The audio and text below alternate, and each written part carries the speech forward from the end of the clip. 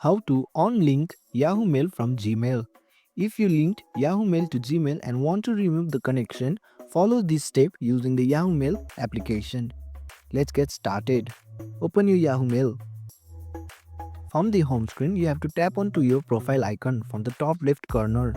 From the pop-up, you have to tap in Settings.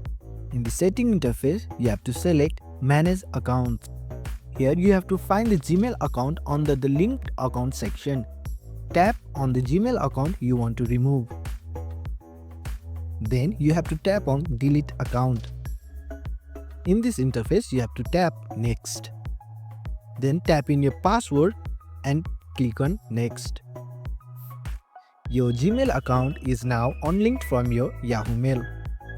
Go back to the Yahoo Mail inbox and check if Gmail emails are no longer syncing. If you still see your Gmail emails, try closing and reopening the Yahoo Mail application. And that's it. Now you know how to unlink Yahoo Mail from your Gmail. Thanks for watching. If you found this helpful, give it a thumbs up and consider subscribing for more tutorials. Drop a comment if you have question or suggestion for future videos. And don't forget to check out our playlist. See you in the next one.